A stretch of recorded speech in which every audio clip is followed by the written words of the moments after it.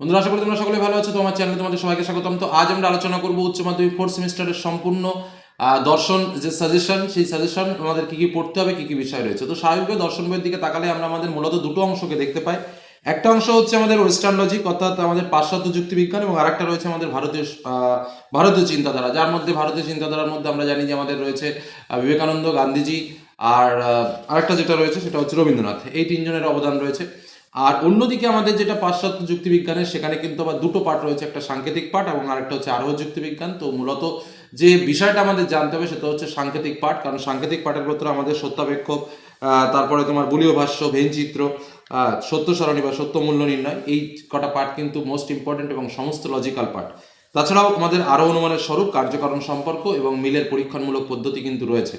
তো এখান থেকে আমাদের বিভিন্ন মার্কসের প্রশ্ন কিন্তু পরীক্ষাতে আসবে। স্বাভাবিকভাবে আমাদের পরীক্ষাতে 6 মার্কের প্রশ্ন থাকবে, 2 মার্কের প্রশ্ন থাকবে এবং 3 মার্কের প্রশ্ন থাকবে। তো কিছু কিছু অধ্যায় থেকে আমাদের 2 মার্কসের প্রশ্ন নির্ধারিত রয়েছে, যে ওখান থেকে আমাদের 2 মার্কসের প্রশ্ন আসবে। যেমন আমি তোমাদের এর আগেও কোনো এক আলোচনার মাধ্যমে জানিয়েছিলাম যে আমাদের 6 মার্কের প্রশ্ন আসার সম্ভাবনা রয়েছে ভেন ডায়াগ্রাম অর্থাৎ ভেন চিত্র থেকে, এবং আমাদের যেটা রয়েছে মিলের পরীক্ষামূলক পদ্ধতি যেটা রয়েছে, সেখান থেকে আমাদের 6 মার্কস আসার সম্ভাবনা রয়েছে।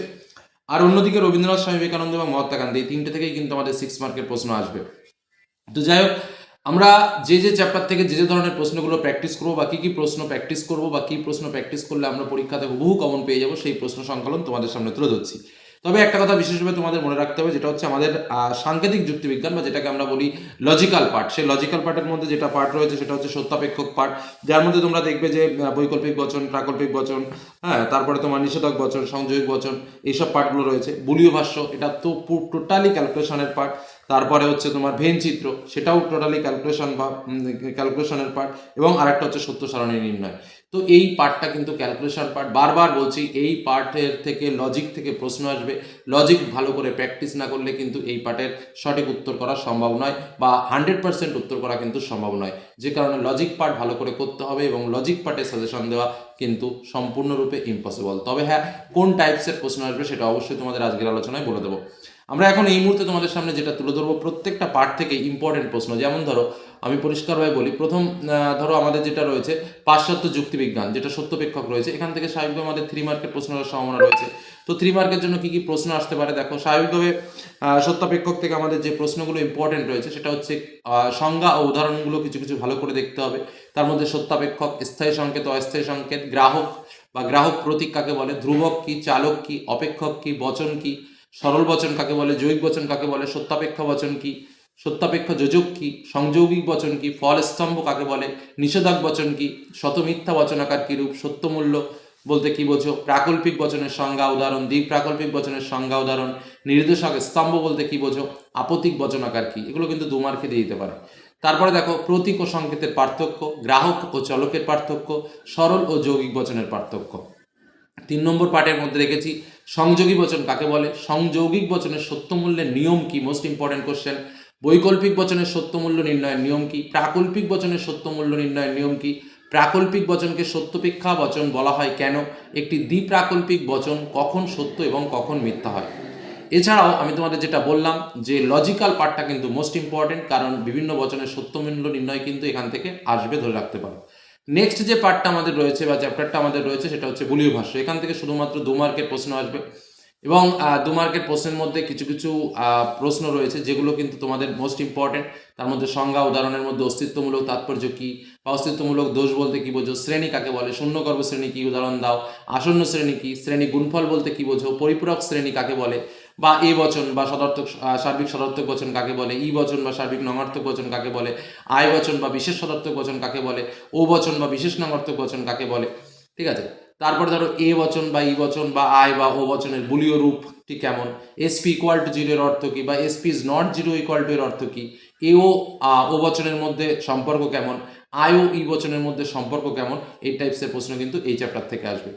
এবার আমরা ভেনচিত্র থেকে কিন্তু আমাদের 6 মার্কের প্রশ্ন কিন্তু একটা আসবেই, এটা ধরে নিয়েই আমাদের মূলত প্রশ্নগুলোকে পড়তে হবে।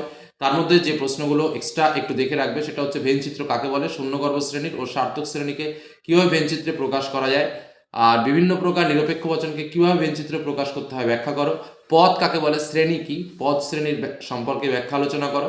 কিছু কিছু এক্সাম্পল আমি তোমাদের এখানে দিয়ে দিয়েছি যে সব মহিলারাই স্নেহশীলা নন, মৎস্যকন্যা নেই, ভূত নেই, সকল অয়েস হয় পি, মানুষ কদাচিৎ সৎ, এই টাইপসের বিভিন্ন বাক্য দিয়ে কিন্তু এর তোমাকে ভেনচিত্র তৈরি করতে হবে এবং যুক্তিযুক্ত ব্যাখ্যা সহ, কারণ 6 মার্কে কিন্তু লজিক্যাল পার্টে কিন্তু এই প্রশ্নটা আসার সম্ভাবনা প্রবল, যেটা 4 দাগে তোমাদের সামনে তুলে ধরেছি। প্রদত্ত বচনের ভেনচিত্র দাও, সেই ভেনচিত্র সহযোগে ব্যাখ্যা কিন্তু তোমাকে দিতে হতে পারে এবং পরীক্ষা আসার সম্ভাবনা কিন্তু প্রবল রয়েছে, সেটুকু বলে রাখলাম। নেক্সট যে পার্ট আমাদের রয়েছে সত্য সারণীর মাধ্যমে বচনাকারের সত্য মূল্য নির্ণয়। তো স্বাভাবিকভাবে সত্য সারণী থেকে আমাদের 2 মার্কসের প্রশ্ন আসবে। এখানে কার্ড, ভেল, ডট, হোর্সশু, ট্রিপল বার, এর যে ক্যালকুলেশন রয়েছে, এর যে সূত্রগুলো রয়েছে সেগুলো একটু তোমাকে মনে রাখতে হবে লজিক্যাল পার্ট সম্পূর্ণ, কারণ প্রথম অংশ লজিক্যাল পার্ট ভালোভাবে প্র্যাকটিস না করলে হবে না। তার সঙ্গে যে প্রশ্নগুলো এক্সট্রা একটু দেখে রাখবে। বচন ও বচনাকারের সম্পর্ক কিরূপ, বচনাকার উপাদান বলতে কি বোঝো, নিবেশন দৃষ্টান্ত কাকে বলে, শতসত্য শতমিথ্যা বচনাকার কাকে বলে, সত্য স্মরণ এই নির্দেশক স্তম্ভ কাকে বলে।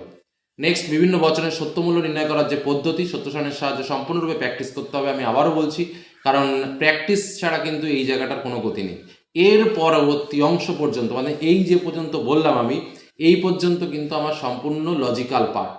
কেউ যদি মনে করো আমি সারা বছর পড়াশোনা করিনি, তাহলে আমি বলবো যে এই পর্যন্ত আমি যেটা বললাম এটাকে বাদ রেখে পরের অংশগুলো খুব ভালো করে পড়ো, তাহলেও কিন্তু সাকসেসফুল হবে। কিন্তু লজিক্যাল পার্টে আমি যে থিওরিটিক্যাল প্রশ্নগুলো দিলাম, এই প্রশ্নগুলো ভালো করে পড়লে কিছু থিওরিটিক্যাল প্রশ্ন কমন পাবে, তার সঙ্গে লজিক্যাল কিন্তু পার্ট শিখতেই হবে, তাই ছাড়া কিন্তু কোনো গতি নেই, কারণ এটাই ফিলোসফির বৈশিষ্ট্য। নেক্সট আমরা চলে যাব আরোহ যুক্তিবিজ্ঞান, যেখানে মিলের পরীক্ষামূলক থেকে পদ্ধতি থেকে আমাদের 6 মার্কের প্রশ্ন আসবেই। তো সেখান থেকে যে প্রশ্নগুলো রয়েছে সেগুলো তোমাদের প্রথম বলি। আরোহ অনুমান, সেই যে পার্টটা রয়েছে, মানে 3টে পার্ট রয়েছে আমাদের পরবর্তী অংশে।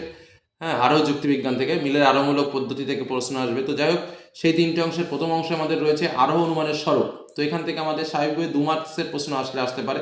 তো কি কি প্রশ্নগুলো আমি দিয়েছি দেখো। আরোহ অনুমানের স্বরূপ থেকে আরোহ অনুমান কাকে বলে, আরোহ অনুমানের বৈশিষ্ট্যগুলি লেখো, আরোহ অনুমানের আকারগত ভিত্তি ও বস্তুগত ভিত্তি বলতে কি বোঝো, আরোহমূলক লাভ বা ঝুঁকি বলতে কি বোঝো, লাভ লয়কার ফ, ঠিক আছে। বৈজ্ঞানিক আরোহ অনুমানের সংজ্ঞা দাও, লৌকিক আরোহ অনুমানের সংজ্ঞা ও বৈশিষ্ট্য লেখো, উপমা যুক্তি বা সাদৃশ্যমূলক আরোহ অনুমান কি।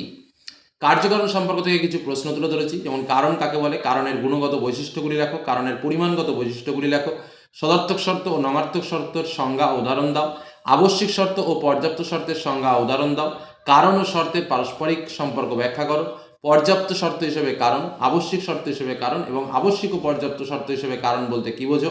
আর একটা হচ্ছে বহু কারণবাদ কি, বৈশিষ্ট্য লেখো। আর নেক্সট আমাদের যে মেইন ইম্পর্টেন্ট পার্ট, যেখান থেকে আমাদের 6 মার্কের প্রশ্ন আসবে, সেটা হচ্ছে মিলের পরীক্ষামূলক অনুসন্ধান পদ্ধতি। এখান থেকে দেখো অন্যয় পদ্ধতি, ব্যতিরেকে পদ্ধতি, সহপরিবর্তন পদ্ধতি এবং অন্যয় ব্যতিরেকে পদ্ধতি। এর মধ্যে একটা আসবে, গ্যারান্টি দিয়ে কোনটা বলা যাবে না। তোমরা যদি কারো মনে হয় যে না আমরা পদ্ধতিটা লিখবো, তাহলে কিন্তু পদ্ধতিটা খুব ভালো করে পড়তে পারো। সেখানে যদি কেউ ভেনচিত্রের অবলিকে এই প্রশ্নটা থাকবে, এটা কিন্তু একটা চালাকি জায়গা হবে। যদি কারো ভেনচিত্রে সমস্যা থাকে তাহলে কিন্তু সে এই পার্টটা দিয়েও কিন্তু উত্তর করে বেরিয়ে আসতে পারবে, কারণ পদ্ধতি সঙ্গে অথবা প্রশ্নে কিন্তু ভেনচিত্র থাকবে। বোঝা গেল কি বললাম। নেক্সট আমাদের পরবর্তী পার্ট, যেটা হচ্ছে সমসাময়িক ভারতের চিন্তাধারা। এখান থেকে আমাদের রবীন্দ্রনাথ ঠাকুরের মানবতা রয়েছে, তারপরে তোমার স্বামী বিবেকানন্দ রয়েছে, আর একটা হচ্ছে মহাত্মা গান্ধী রয়েছে। তো রবীন্দ্রনাথ ঠাকুরের মানবতাবাদ থেকে যে প্রশ্নটা আমি তোমাদের সামনে তুলে ধরছি, সেটা হচ্ছে রবীন্দ্রনাথের দর্শন চিন্তায় মানবতাবাদ বা বিশ্ব মানবতাবাদ ধারণার উৎস ও তাৎপর্যগুলি সম্পর্কে আলোচনা করো। এই প্রশ্নটা এমনভাবেই সেট করে রাখবে, যে প্রশ্নে আসুক না কেন ঘুরে ফিরে কিন্তু একই টাইপসের অ্যান্সারগুলো হবে, কিন্তু এই প্রশ্নটা ভালো করে সেট আপ করে রাখবে। নেক্সট, কর্মযোগ থেকেও ঠিক তাই, কিছু কিছু প্রশ্ন রয়েছে বিবেকানন্দের, যেমন কর্মযোগ বলতে কি বোঝো, স্বামী বিবেকানন্দের দার্শনিক ভাবনা আলোচনা করো, বা বিবেকানন্দের কর্মযোগের ধারণার ভিত্তি হলো প্রয়োগমূলক বেদান্ত, এই কথাটির ব্যাখ্যা করো। অথবা বিবেকানন্দ তার কর্মযোগের ভাবনায় নিষ্কাম কর্মের স্বরূপ কিভাবে নির্দেশ করেছেন। অথবা বিবেকানন্দের বেদান্ত চিন্তার মূল বৈশিষ্ট্য ও গুরুত্বপূর্ণ দিকগুলি সম্পর্কে আলোচনা করো। লাস্ট আমাদের পার্ট যেটা, সেটা হচ্ছে মহাত্মা গান্ধীর অহিংসা। তো এই পার্ট থেকে যে প্রশ্নগুলো মোস্ট ইম্পর্টেন্ট, আমি একটু সেগুলো বলে দিই তোমাদের। সেটা হচ্ছে গান্ধীজির অহিংস ভাবনার সঙ্গে স্বরাজের সম্পর্ক লেখো, অথবা গান্ধীজির অহিংসার নৈতিক ও আধ্যাত্মিক ভিত্তিগুলি সম্পর্কে আলোচনা করো, অথবা গান্ধীজির অহিংসা সম্পর্কিত ধারণা বা মতাদর্শগুলো সংক্ষেপে আলোচনা করো। এই হলো আমাদের টোটাল ফিলোসফির কোশ্চেন। আমি কিন্তু একদম স্পেশালি বললাম। আর সব থেকে স্বীকার্য বিষয় যেটা, সেটা হচ্ছে যে লজিক্যাল পার্ট তোমাকে লজিক্যালি কিন্তু প্র্যাকটিস করতে হবে। আর এই যে প্রশ্নগুলো এক্সট্রা তোমাদের দিলাম, এই প্রশ্নগুলো ভালো করে কমপ্লিট করতে পারলে, আর লজিক্যালি পার্টটা যদি তুমি একটু শিখে যেতে পারো, তার মধ্যে আমি আবারও বলে দিচ্ছি, বুলীয় ভাষ্যর ক্যালকুলেশনটা শিখতে হবে, ভেনচিত্র শিখতে হবে, সত্য সারণী নির্ণয় শিখতে হবে। এই 3টে কাজ যদি তুমি করতে পারো, আর এই প্রশ্নগুলো যদি তুমি প্র্যাকটিস করতে পারো তাহলে তোমাকে কেউ আটকানোর ক্ষমতা নেই। এটুকু বলে আলোচনা শেষ করলাম। প্রশ্নগুলো অবশ্যই রেডি করে পরীক্ষার হলে যাবে এবং আশা করি পরীক্ষা ভালো হবে, কোনো রকম ডিস্টার্ব হবে না। কিন্তু এই প্রশ্নের বাইরে যদি কেউ ওস্তাদি করার চেষ্টা করো তাহলে কী হবে কিছু বলা যাবে না। এটুকু বলে শেষ করলাম। ভালো থেকো, সুস্থ থেকো, সাবধানে থেকো।